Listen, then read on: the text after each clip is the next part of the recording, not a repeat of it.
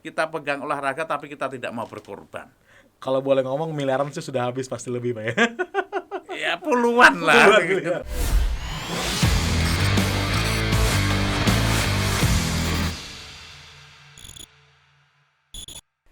Indonesia memiliki puluhan cabang olahraga atau federasi yang ingin untuk mengembangkan prestasinya di pentas internasional.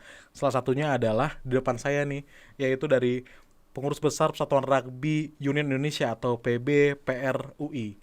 Dan kita sapa saja langsung Ketua Umum dari PBPRUI, Mas Didik Mukrianto. Halo Mas Didik, apa kabar? Alhamdulillah, baik Mas Dwi. Terima kasih Mas atas di tengah kesibukannya mampu mampir nih di Akorasi TV. Lalu kita senang berbagi, berdiskusi, siapa tahu banyak ini ya, inspirasi yang kita dapatkan, banyak ilmu yang kita bagi, dan juga mudah-mudahan ini semangat kita sama untuk kembangin olahraga.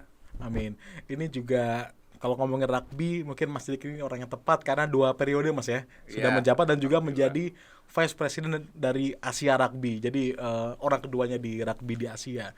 Mas Didik, mungkin saat ini bagaimana Mas? Mungkin perkembangan rugby di Indonesia, kita langsung saja fokus ke situ.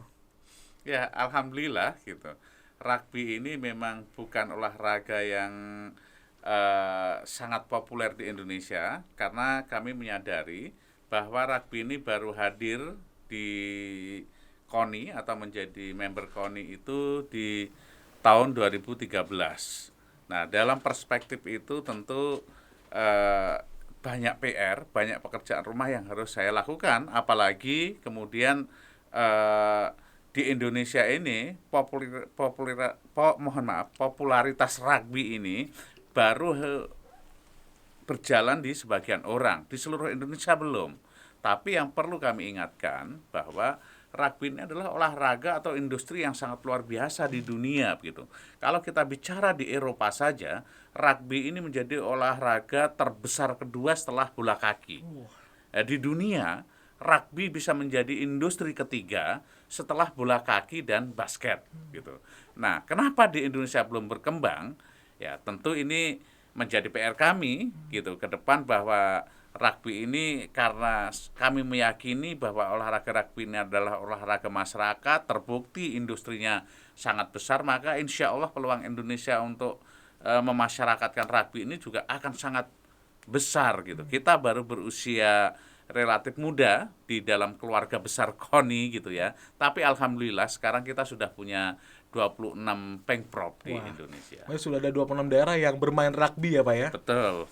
Kalau dari ini Pak, mungkin dari sekian banyaknya cabang olahraga, mengapa Pak Didik akhirnya memilih rugby sebagai jalur untuk bersumbangsi kepada Indonesia melalui cabang olahraga Pak? Mengapa rugby Pak? Ya, saya ini orang dari desa. Saya ini orang dari kampung. Saya ini anaknya orang nggak punya gitu. Ketika dulu waktu kecil, hobi saya olahraga. Kegiatan kami olahraga di lapangan, meskipun lapangan kecil. Disitulah tempat interaksi kita, tempat berkomunikasi, kemudian mengolah jiwa raga kita gitu. Disitulah terbentuk moral dan karakter gitu. Nah, olahraga ini kan bukan hanya terkait dengan hobi saja, tapi yang harus kita pahami di sinilah kawah candra di mukanya para generasi bangsa itu untuk memupuk karakter dan moralnya. Selain kemudian kita bicara prestasi. Prestasi ini bukan hanya terhadap diri sendiri, ini membanggakan Indonesia di mata internasional. Bayangkan kalau kita mengingat di mata internasional atau di dunia internasional salah satu event yang kemudian bisa membanggakan Indonesia, di mana event bisa menaikkan bendera merah putih, rugby, olahraga gitu. Nah, bicara olahraga makanya tentu kita melihat bahwa cabur di Indonesia ini sudah sebagian lama, banyak gitu ya, 40-an lebih gitu. Saya pernah menjadi pengurus di PSSI 10 tahun gitu. Kemudian kenapa saya kemudian pindah ke rugby, meskipun saya ini pecinta bola kaki, saya ini juga senang main bola kaki dari kecil. Bahkan saya volley juga pemain volley gitu. Pesilat saya sampai sekarang pesilat gitu. Kenapa harus ke rugby? Olahraga-olahraga yang saya sebutkan tadi adalah di Indonesia sudah menjadi olahraga mapan. Sudah banyak yang perhatikan ya Pak ya? Persis. Tanggung jawabnya sudah banyak yang mengambil gitu. dan semuanya sudah menuju prestasi yang baik. Nah, saya melihat rugby ini karena industrinya besar sekali di dunia dan potensinya di Indonesia besar, maka saya tertarik untuk mengambil bagian di dalam pembesaran rugby. Kenapa? Rugby ini olahraga masyarakat, saya sangat yakin. Olahraga yang mudah, olahraga yang murah, dan berpotensi siapapun bisa main. Nah, yang lebih membanggakan adalah bahwa dengan memegang rugby ini saya membuka ruang dan potensi yang lebih besar kepada setiap generasi muda untuk menjadi atlet. Bahkan yang membanggakan sekarang adalah bahwa rugby ini juga sudah menjadi cabang olahraga bergengsi yang kemudian menjadi sumber-sumber prestasi terkait dengan rekrutmen di kepolisian, di TNI. Alhamdulillah tahun ini rugby menjadi sumber rekrutmen resmi dari jalur prestasi yang diambil dari Polri gitu, yang di-mention di dalam misalkan salah satunya di dalam telegramnya Pak Kapolri begitu. Nah, disinilah kesempatan kami menolong masyarakat. Dan faktanya Mas Dwi yang ingin saya sampaikan bahwa atlet-atlet rugby kami dari daerah ini bukan orang-orang yang sudah hidupnya penuh kemewahan. Banyak kemudian anaknya pemulung, anaknya petani, anaknya penjahit. Memberikan harapan mereka, Pak ya. Betul. Dan inilah atlet kami dari daerah semuanya, tidak sedikit kemudian official kami ini yang juga bekerja di minimarket di gitu. Ini kami memang bangunkan komunitas itu, dan alhamdulillah ketika mereka berprestasi baik di kabupaten kota, di provinsi maupun nasional, mereka juga dapat keberpihakan. Seperti salah satu contohnya, banyak atlet yang pengen punya mimpi kuliah saja nggak mampu. Iya. Tapi ketika bicara atlet dia berprestasi, banyak juga akhirnya universitas Beasiswa, di daerah Pak ya? maupun ini memberikan beasiswa ke mereka. Inilah yang menyentuh kami gitu, bukan hanya terkait prestasi, tapi ini juga terkait dengan kesempatan dalam mengakses sebuah opportunity. Apalagi kemarin rugby juga ada di PON, Pak ya. Ya, Itu kita sebuah kesuksesan, Pak ya. justru game changernya sebetulnya kalau rugby sebenarnya udah lama ya. Rugby kita ini masuk dari tahun 92-an begitu, berbasis komunitas, hobi, bahkan dulu menjadi olahraga Kopassus gitu. Lebih lanjut bahkan ini di Angkatan Laut, dulu Angkatan Laut punya tim kemudian bikin Kasal Cup yang rugby gitu. Nah, tapi resminya baru 2013 masuk Indonesia gitu. Nah, inilah yang saya katakan ketika Asian Games 2018 rugby kan Indonesia belum diperhitungkan, udah nggak mungkin lah dapat prestasi, logikanya begitu. Makanya waktu itu rugby tidak bisa menjadi salah satu cabur. Tapi alhamdulillah karena kami memberikan pemahaman, kami bisa memberikan keyakinan, dan ini menjadi bagian dari rule internasional. Kenapa? Karena rugby ini adalah Olympic game. Tidak mungkin Olympic game tidak dimainkan di multi event gitu.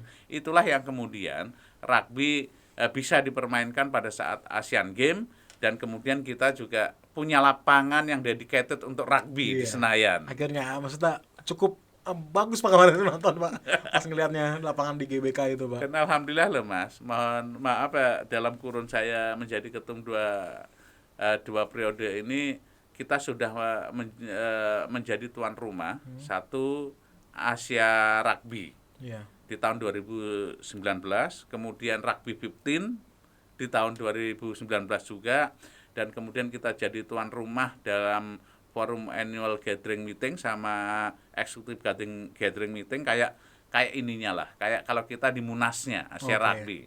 Dan alhamdulillah presidennya sekarang terpilih ketika kita menjadi tuan rumah di Bali gitu. Nah, dan sekarang ini insya Allah yang terdekat kita di bulan Agustus akan kembali menjadi tuan rumah Asia Rugby Trophy. Tuan rumah di bertepatan dengan kemerdekaan kita Pak ya. Insya Allah. Luar biasa. Pak, kita kalau berbicara, tadi kan Bapak juga sudah berkomitmen terhadap rugby, namun kita yang ingin tertarik menjadi ketua umum pastinya ada pengorbanan Pak, suka dukanya. Mungkin kita bisa tahu nih Pak, apa sih Pak suka duka Bapak di balik, kita bisa bilang mungkin kalau rugby bukan media darling Pak ya, tidak menjadi sorotan media, namun apa sih Pak pengorbanan Bapak gitu yang tidak diketahui oleh media, yang tidak yang sebenarnya Bapak tuh sudah jatuh bangun membangun rugby, Pak? Mungkin apa aja, Pak? Suka dukanya. Ya, suka dukanya banyak sekali gitu. Tapi saya ingin menikmati saja. Oke. Saya berharap berkahnya saja gitu. Amin. Menyenangkan orang ini kan berkah. Iya. Apalagi kemudian bisa memotivasi, bisa kemudian memberikan kemanfaatan buat generasi muda ini yang sangat luar biasa.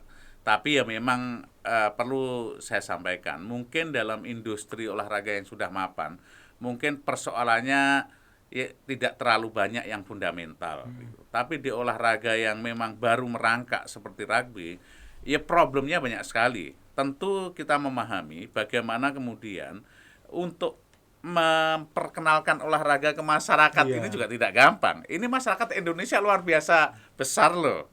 Dan kemudian gap-gap pulaunya juga tinggi. Kita selain mengenalkan harus memasalkan. Iya kan, pengenalan, pemasalan, kemudian baru kita melangkah ke high performance terkait dengan pembibitannya segala macam, nggak mudah. Tapi alhamdulillah ternyata jika kita mengalirkan energi ini karena keikhlasan, nggak susah juga membangun. Artinya pada saat 2017 ketika saya menerima tongkat kepemimpinan, rugby ini baru punya 8 provinsi. Tapi alhamdulillah 4 tahun saya memimpin, saya sudah bisa menaikkan menjadi 26 provinsi. Nah, tinggal sisa dikit lagi, mudah-mudahan sebentar lagi 3 kali lipat lebihnya, Pak ya. ya ini karena keikhlasan kita, kemudian disambut teman-teman daerah segala macam. Dan yang terpenting adalah bahwa seperti yang saya katakan, bahwa di olahraga ini jangan pernah berharap bahwa kita ini bisa mapan ngelola tanpa pengorbanan. Iya. Nah, pengorbanan itu ya pikiran, tenaga, Waktu dan juga, Pak ya. waktu, dan juga mohon maaf gitu, modal menjadi Modal, penting. Tidak mungkin kita pegang olahraga tapi kita tidak mau berkorban. Kalau boleh ngomong, miliaran sih sudah habis pasti lebih, Pak ya. Ya puluhan lah. Puluhan gitu. miliar. Tapi jangan khawatir, Mas. Ini kan olahraga ini sama saja investasi. Ya memang investasi ini kita berharap besok bisa kita petik. Ya kalau nggak bisa kita petik di dunia, mudah-mudahan kita petik Amin. akhirat lah. Nah, seperti Bapak ini yang kita mesti ini, Pak ya, keikhlasan dari Pak Mas Didik tadi, Pak ya. Mas Didik juga selain Ketua Umum Indonesia juga menjadi Vice President dari Rugby Asia, Pak ya, atau Asia Rugby. Mungkin bagaimana Pak prosesnya, Pak, bisa menjadi orang nomor 2 di Rugby Asia, Pak? Ya, kita ini hobi olahraga. Iya. Kita ini juga bergelut di olahraga juga tidak singkat begitu. Saya ini juga orang organisasi, saya ini orang politik begitu. Bagaimana mengenalkan atau kemudian mencari positioning yang tepat dan memberikan kemanfaatan yang tepat dalam merepresentasikan Indonesia kan penting gitu. Nah, memang Indonesia banyak mewarnai di dalam kebijakan di Asia Rugby, termasuk bagaimana kemudian potensinya Indonesia untuk menjadi pilar penguatan rugby di Asia. Kenapa? Jelas, kita punya populasi yang sangat besar gitu ya. Apalagi populasi itu menarik. Karena apa? Kita punya provinsi kepulauan yang karakternya berbeda-beda begitu. Jadi kebinekaan sumber rugby ini menjadi besar, dan yang menarik adalah ketika kami di Indonesia mampu menghadirkan sebuah warna, misalkan tim Aceh begitu. Aceh ini putrinya kalau main kan harus pakai jilbab semua. Nah, di Eropa, di dunia ini kan menjadi hal yang masih unik, menarik. Begitu melihat satu tim pakai jilbab semuanya menjadi viral di dunia gitu. Di negara Islam pun yang kemudian rugby yang olahraga bule sekali begitu, ternyata bisa masuk pesantren seperti Darun Najah, pesantren di Malang gitu. Karena olahraga ini, Mas Dwi, bukan hanya menjanjikan peluang dan moral dan karakter, tapi kami betul-betul menanamkan rugby values kami.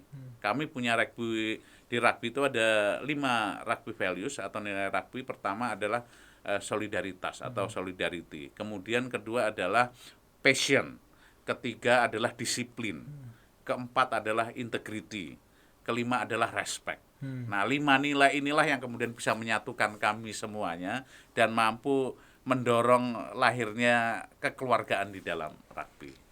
Apakah dari jabatan Bapak sebagai Vice President akan menguntungkan Indonesia nih, Pak? Tanda kutip, apakah Indonesia bisa menjadi lebih internasional lagi, Pak ya? Berarti Pak ya, dengan hadirnya Bapak di Federasi Pasti, Dunia Asia maksud saya. Karena kita ketika memang berani mengambil tanggung jawab dalam kepengurusan di Asia Rugby, pasti kita tidak pasif. Kita juga ingin aktif, kemudian aktivasi kita ini ya pasti dipengaruhi dengan perkembangan rugby dan kepentingan kita di Indonesia ini gitu. Dan seperti saya katakan bahwa Indonesia ini menjadi salah satu center dari perkembangan rugby bukan hanya di Asia, bahkan di dunia pun Indonesia ini sudah menjadi lirikan karena ya selain kita di organisasi kita maju, alhamdulillah pemasalannya kita luar biasa. Pemasalan itu kalau di rugby kami dikenal GEAR. GEAR itu Get Into Rugby. Nah, kami ini kan di dalam perkembangan rugby kami kan terintegrasi di Asia Rugby dan World Rugby. Dari tahun ke tahun kegiatan kita, laporan kita, perkembangannya terus gitu. Indonesia ini kebetulan betul-betul sedang seksi di World Rugby. Potensi banget ya Mas ya. Sangat. Luar biasa ini. Kalau misalnya kita melihat dari prestasi juga, rugby juga tidak sembarangan ya Mas. Perunggu kejuaraan Asia ya Mas ya 2019, terus juga peringkat 6 dari Asia Rugby Sevens Trophy dan berbagai macam lagi prestasinya. Dari Mas Didik sendiri apa sih Mas kedepannya mungkin apa saja nih target-target yang akan dicanangkan oleh federasi? Ya pasti gitu ya, kalau bicara prestasi kita pengen membawa keharuman nama bangsa. Selain kami juga terus mendorong lahirnya prestasi-prestasi di nasional. Dan ini menarik, prestasi nasional ini perlu kami sampaikan bahwa di PON kemarin ini juga ada inspirasi yang terbangun di sana. Apa itu?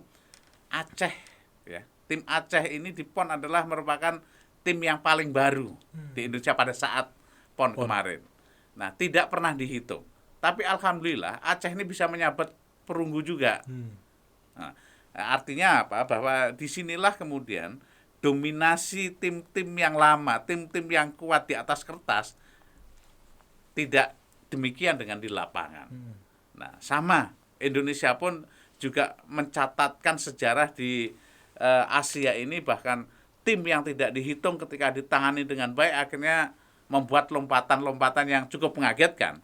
Bahkan ini kalau bicara diskursus atau diskusi di Asia, tim perempuan kita ini sangat ditakuti Asia dan peluangnya akan sangat luar biasa nanti di Asia. Bahkan banyak orang bertaruh kepada kami di Asia ini, Pak Didi, kalau tim perempuannya ini di-upgrade sedikit lagi Pak, bisa jadi juara Asia nih Pak. Waduh. Dan alhamdulillah ada sahabat saya gitu yang dari Asia juga, di mana dia sudah membangun klub rugby yang sangat besar. Dia mengumpulkan dari pemain-pemain Fiji, expert dari mantan-mantan timnasnya New Zealand yang bikin klub di Sandakan. Namanya Eagle. Nah, kebetulan teman saya, Mr. Vela ini mau membantu kita sepenuhnya karena melihat peluang rugby di Indonesia. Karena apa? Ya memang kami masih butuh pengalaman yang banyak dari luar negeri untuk memperkuat coach-coach kita gitu dalam skill teknik gitu. Terus juga ngobrol sama Mas Didik, juga pelatih juga dari Selandia Baru ya Mas ya, sempat ditunjuk ke Mas ya. Iya. Untuk menangani Selandia Baru kita tahu sebagai negara rugby luar biasa dari pengorbanan dan strategi Mas Didik. Mas Didik, kalau dari rugby, basket, sepak bola sudah punya kompetisi Mas, kompetisi profesionalnya. Apakah kedepannya rugby akan seperti itu Mas? Kompetisi yang benar-benar semusim seperti itu Mas? Ya, selama ini kita punya sebetulnya, cuman belum sampai jadi liga ya gitu. Sebetulnya sudah kita rencanakan, sudah matang sekali, tapi pada saat kita mau jalankan ada COVID gitu ya di 2020 kemarin gitu ya. Itu sungguh menyesalkan. Tapi selama ini yang jelas kami lakukan adalah tiap tahun gitu di tingkat nasional itu kita membuat kejurnas. Kejurnas itu usia dini, kemudian remaja sama dewasa. Dan di dalam nomornya pun kami ada rugby 7, ada rugby 15, ada rugby beach gitu. Nah, ini kita lakukan selain kemudian ke Jurprop, ke Jurkap dan lain-lain kita jalan. Tapi memang sekarang ini kami di rugby terus mendorong lahirnya banyak-banyak klub, sehingga ini kompetisinya nanti kalau kita akan membuat liga akan semakin menarik. Karena kalau kita hanya bicara kemudian bikin liga, bikin kejuaraan yang basisnya hanya tim resmi dari kabupaten kota dan provinsi, kurang menarik. Ini sudah ada eventnya gitu. Harus ada klub profesionalnya Mas ya. Harus. Dan alhamdulillah ini sudah mulai banyak, dan klub profesional ini termasuk ekspat-ekspat yang di sini juga sudah banyak sebetulnya. Mereka bertanya, apakah kita boleh? Boleh, kalian main, kita bikin antar klub lah, saya bilang. Mas, maaf, saya penasaran Mas, kalau di bola basket kan sudah ada program naturalisasi Mas ya.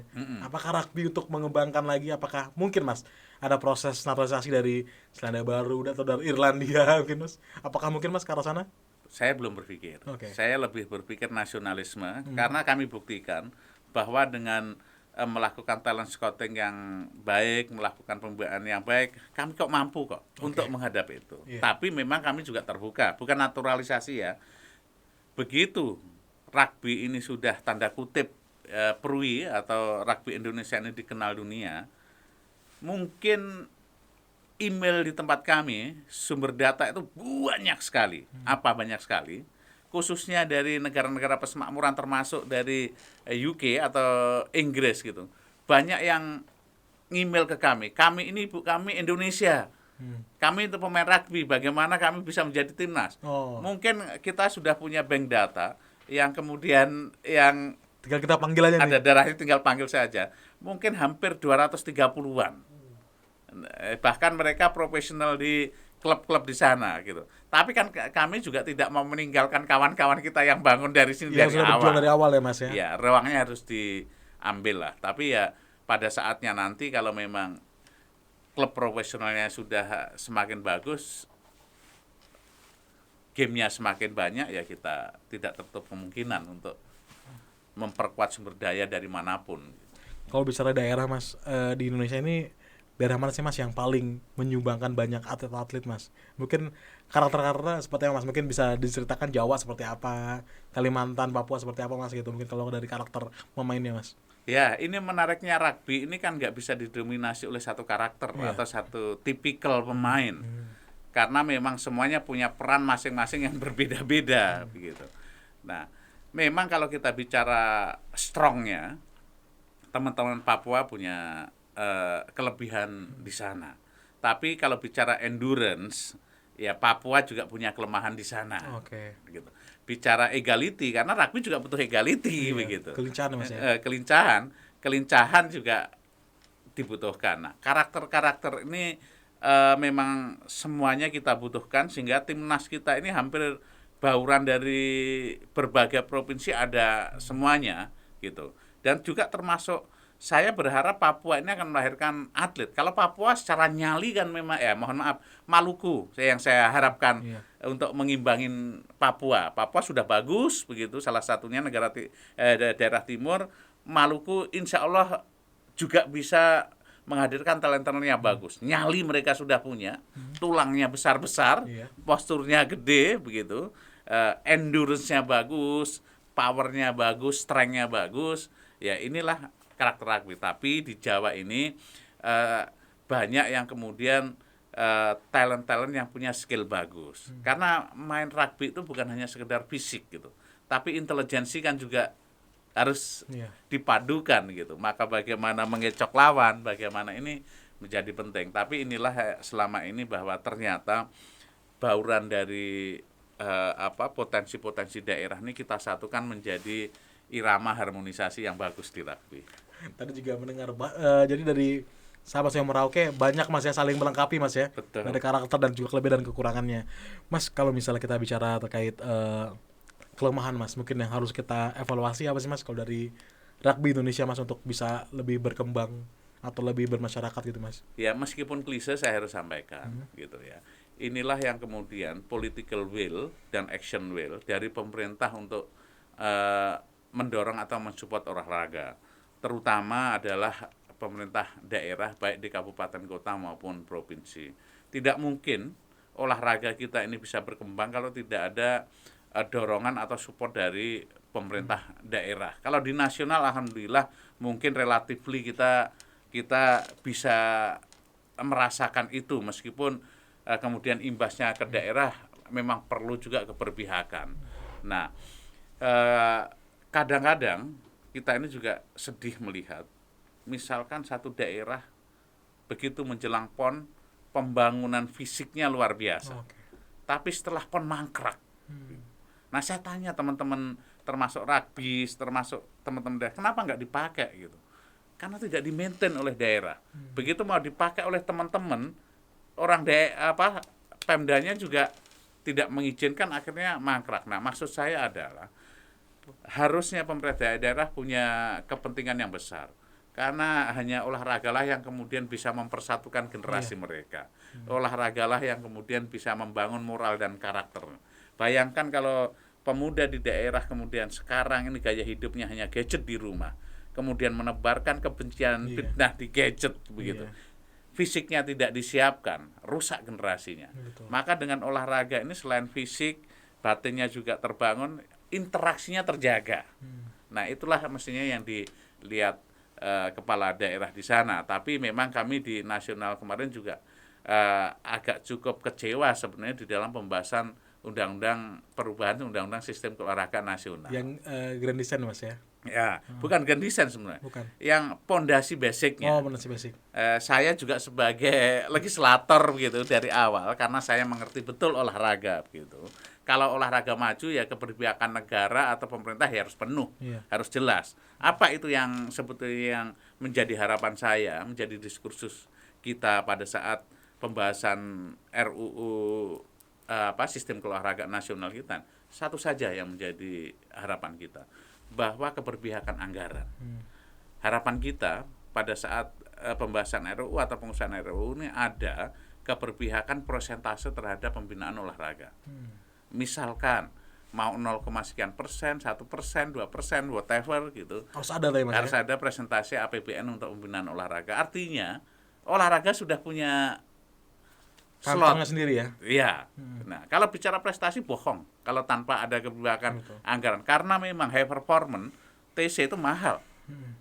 Kita harus menyiapkan fasilitas banyak, kemudian harus nutrisinya, vitaminnya, latihannya. Mumpung ada nih Mas, mungkin kalau misalnya boleh dikasih tahu, 1 kali TC berapa sih Mas? Kalau boleh tahu nih. Ya begini aja, standar saja ya. Seperti yang kami lakukan di rugby itu, misalkan penginapan itu juga harus cukup layak lah ya. Cukup layak ya, kita tahu nilainya. Kemudian dari sisi latihan, karena kami melakukan rugby ini setiap hari penuh latihan. Ya, harus juga dengan